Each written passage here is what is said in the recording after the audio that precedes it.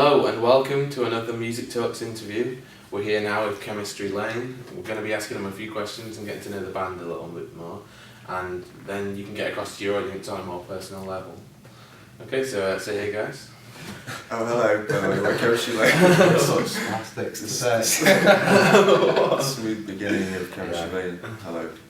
Okay, so we're going to ask you these questions. Okay, cool. Cool. Yeah. Now, we'll start with the beginning.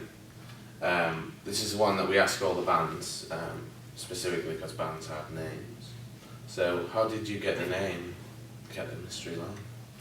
It's a road in Sandycroft.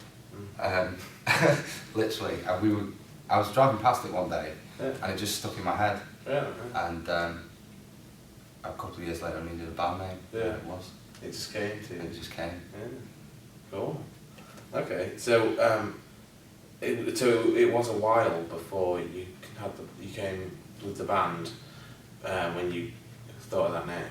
Well, it struck me as an odd name for a street, so it just kind of stuck in my head, and I'd always kind of, whenever I drive past it, I'd notice it. Yeah. And there just came a point where we weren't really settled on the name for the band, so we were just kind of throwing some suggestions out, and I just kind of sort of, what about that? And it seemed to, people seemed to dig it, so we just went with it. Cool. The one we had before was a bit of a mouthful, so Yeah. this was nice and concise. Yeah, it sounds nice when you say it, it rolls off the tongue quite well. So. Yeah. I Okay. think it just kind of stuck by accident. We were having a conversation about unusual street names. Yeah. Chemistry Lane. Yeah, band name. Okay, so how did you actually come together? So that's a long story. Mhm. The two lads who aren't here today, Sean and Tom, I used to be in a band with them when I was about 15, and we'd always enjoyed that, and always thought that we had kind of like a connection, Yeah. a chemistry, in fact. But, There was a lane. Yeah.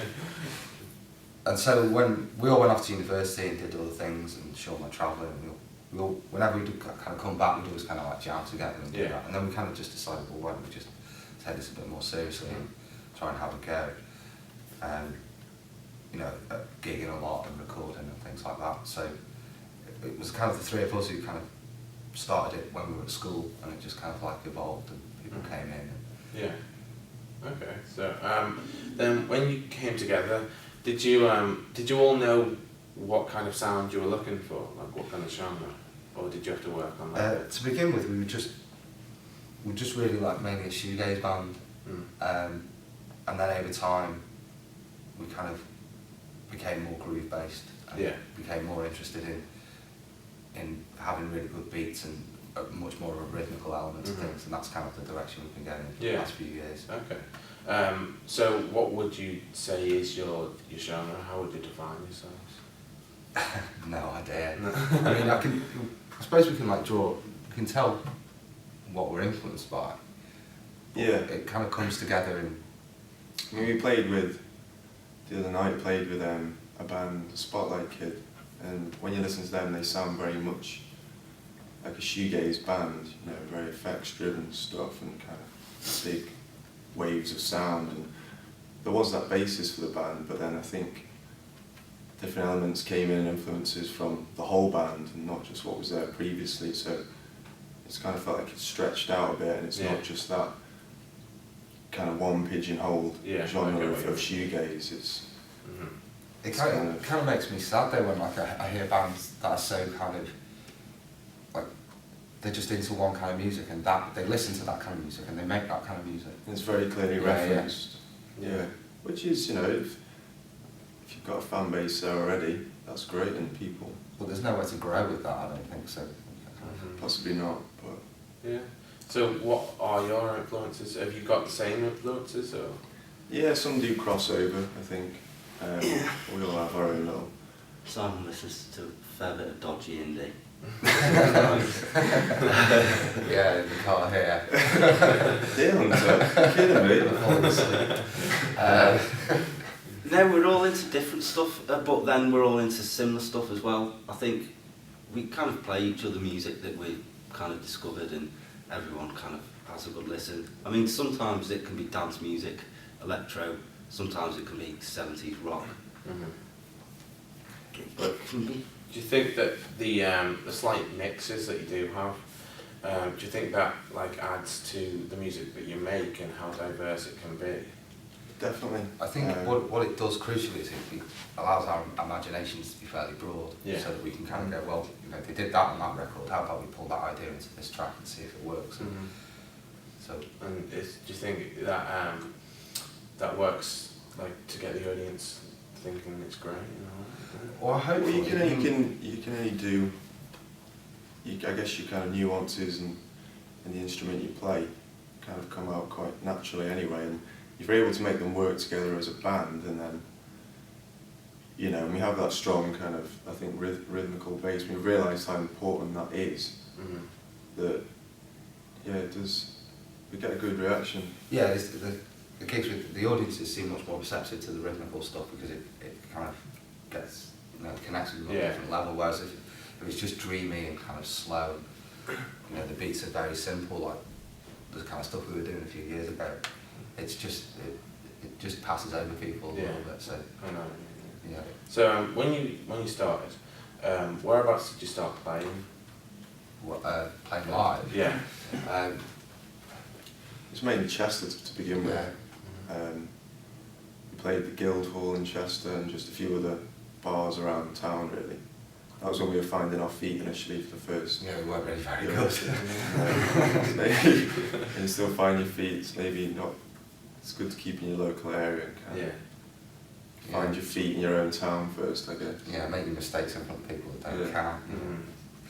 They That sounds harsh. They do count, but Yeah, it's good to yeah. feel at home when you're making maybe making a fool of yourself, or just. Your friends are there to reassure you that it's not that bad. Yeah, you're really going to get better. You will get better one day. Maybe you'll go to Leeds. Well, you did, so, yeah. But yeah, now these days we're kind of looking for gigs outside of Chester. And we played Liverpool on Tuesday night, played Leeds, Manchester. Mm. So you said about Tuesday night then. What was that gig and how did it go? We were supporting a band called Spotlight Kid who seems to be they're getting a bit of airplay on BBC and things like that, so it was a good gig for us. And yeah, they were just on tour. It was the second to last day of their tour, I think. So yeah, And how did the gig actually go for you guys? it went well. Yeah, Yeah. we got a good response. We got Mm. the guys going to review our last EP for a magazine or Oh, cool. stuff like that. So and the promoter seemed to like us, didn't he? So Yeah, Esther's back. So. yeah. Cool. So is there anything that you're working on right now, like an EP or anything? We're working on it's going to be a 3 or 4 song EP. Mm-hmm. We've got 2 pieces completed that are potential to go on it. One's a remix that's really quite beaty and Yeah. quite sort of like a breaky electro kind of thing, which is really good. And there's another song. I think Tom's talking about wanting to put Smoke and Mirrors on it. I think. Yeah, which was recorded quite a recorded a long few time ago, years, so that's already done. Oh, I see. And then we've got another 2 tracks that are kind of just half finished. Yeah. Okay. Half finished, Sam, that's up to this. Do you have any like predicted date about when this is going to be done? A few months. Yeah, well, we kind of stopped making predictions like that Yeah. because we always end up kind of like, oh well, we could leave it another week and it'll make it a little bit better. Yeah, You know, this kind of yeah. thing. So I think We set deadlines and then completely failed. yeah, usually it's 6 months after they've actually set, it's actually finished. It can be quite illusionary sometimes when you record, and if you've done the bulk of the thing, you kind of get that impression that, oh, this is it, you know, we're so close, just need to get past the finishing line now, just do the small little details and just finish it off. But you can always, you can think it's going to end fairly soon, but then actually you kind of start getting nitpicking at little Little details and then kind of- mixing, which can, you know, can be quite a big effort. But I think when we're getting smarter at realising that when we've recorded in the past, we've probably done a lot of things by committee where all of us were there. Yeah. And it's the same with writing now together as well. I think we're starting to realise that it is good to play out people's strengths and, you know, maybe break off just a couple of people working together. Yeah. Kind of play to individual strengths really as a band to get things done Yeah. It sharpens the Quicker. focus of it, doesn't it? So it's Yeah. kind of like you got two people and they're just like, right, this is our job for today, and then Mhm. Yeah. do it rather than sitting around and discussing pros and cons of every little move you make. It's, Yeah. I mean, I think an important thing to realise about how long we take to do things, when you break it down, the amount of hours we actually spend on it is actually quite a realistic amount of hours, Yeah. considering we all work full time, so it's just evenings and weekends we're working on these things. Mhm. If you were a band and you had a pot of money to make an album and you did that in 3 months, It was a full-time thing. and you did it 9 to 5 Monday to Friday or 9 till 6 Monday to Friday, if you add up the hours, we're not actually spending, we are Yeah. spending about a realistic amount of time on them. It's just 2 or 3 hours Yeah. in the evening and a few hours at the weekend. Isn't full time, is it? no. Talking about the songs in your EP now, how do you actually go about when you're writing these songs? What's the process? Yeah. Big question. Throw Yeah, loads of of course. ideas at it, Throw too many ideas. Is that it? Argue a lot. argue, almost fight each other. Or me and Dad are brothers, so like we can be super harsh with each other, and Yeah. it doesn't matter because we're brothers, you know. It's fine. So throw loads of ideas at something, realise That's why I'm one, sitting in the middle. realise none of those ideas are any good, then turn it on its head, turn it round, turn it any way possible, and then something will come out of the end. Yeah. It's well, usually what that's kind of vague, isn't it? But it's usually one or two elements, like a cool drum beat or a bass line, or just a couple of things that fit together that we think, okay, there's some mileage in that, and then just kind of build it from there, don't we? And it's, Do you agree on most of the ideas? not at all. But I think we kind of respect each other's. We're always friends at the end of the session, even though we might. Like, Yeah, and we kind of always know that maybe, well, there usually is going to be a final position that's going to come with each of what we're doing, and I think there's a certain amount of faith there that it'll all come good in the end somehow, no matter how much kind of zigzagging we have to do and kind of get through kind of mazes to get there. It's a bit. There are so many different approaches to writing, and even if you were to sit, sometimes we try and strictly think about and talk about those approaches to writing, and even if you set out a path from the beginning, it's always going to change as you get into the writing process, I think. I think every plan we've ever had has kind of like never quite materialised because it's changed halfway through the plan. And that can come from just someone having a bit of inspiration or just an idea musically, and then it works, and that just takes you in a completely different direction. Like, okay, well, we can't have to follow that now because what someone is doing there is quite cool, or it's quite a good idea. So Yeah. you kind of have to go down those little avenues sometimes and just see where it goes, I think. Okay. You can't predict the way you're going to write, I don't think. It's really tough. Yeah, I mean, just comes. more generally, sometimes we write out of jams, sometimes we write from a song that someone's written on an acoustic guitar. We try and not really stick to a formula of writing. We try and kind of try all sorts of methods. Do you think that works for you? I think it makes our output a bit more diverse. Yeah. I mean, we had this set we were gigging about a year ago, and it was confusing people because it was too different. You know, like the songs weren't cohesive because they were all written from different kind of ways. So there's that kind of problem. We've sort of reined that in a bit, haven't we? We've got like a more cohesive set at the moment. Yeah. But the fact that we encountered that problem is probably down to the fact that we just try so many different things out. Yeah. I got you. Okay, so we're going to talk now about like promoting yourself, because I know that a lot of bands do find it hard to get out there and get noticed while there's a vast amount of bands out there. Yeah. So how do you go about promoting yourself?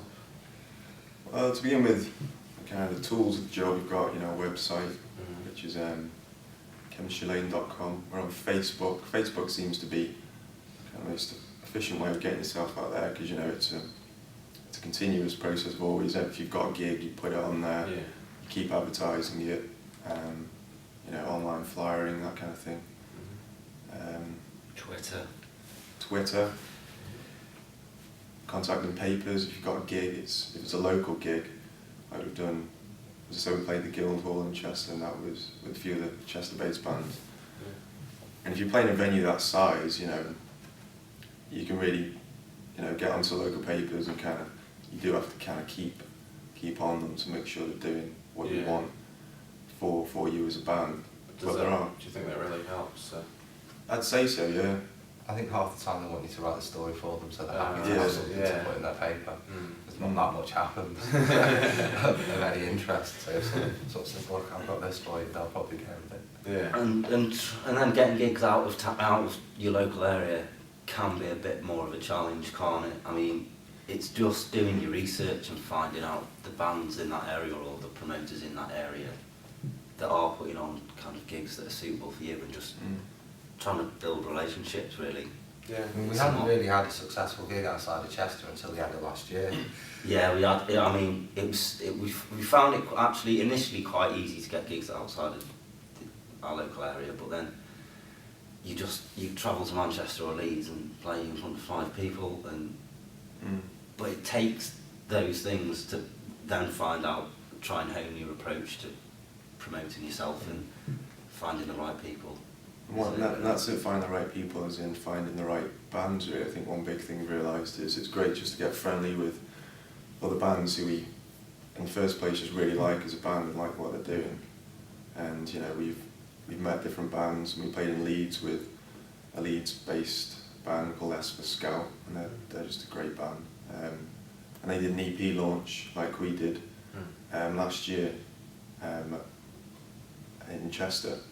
So just speaking to them and communicating with as many bands as you can, I think is a great thing, especially if you like the band and they like your stuff as well. Maybe you've kind of got some similarities in what you're doing as well. It really helps. Yeah.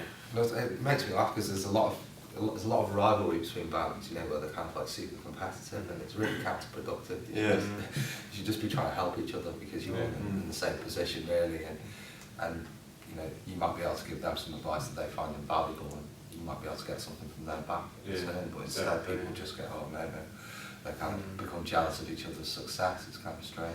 Yeah, they do. So, is there anything that you guys want to tell the audience specifically? Anything you want to? Just follow us on Facebook, and you'll be able to sort of kind of follow what we're doing, and there'll be links to our website and videos that we're doing, and there'll be all the information about the new EP. There'll be a new EP in 6 months, but that'll probably be and we'll probably be doing a gig in Chester to promote to, you know. Yeah, we'll definitely do a launch for that EP. In the meantime, though, we'll be doing some. We did an online gig at the end of last year, just streamed through our website. So we'll be doing a few more of those. Yeah, so that's cool. But again, if you follow us on Facebook or just go to our website, if you go to the TV tab on our website, then there's a video up there, the last one we did, so you can watch that anytime. Okay, cool. Well, it was great to have you here, guys. Thank you. Thank you. Yeah, it's no problem. Finally, as with all of these interviews, could you now just look into the camera and say, "We are Chemistry Lane, and this is Music Talks." We are Chemistry Lane, and this is Music Talks.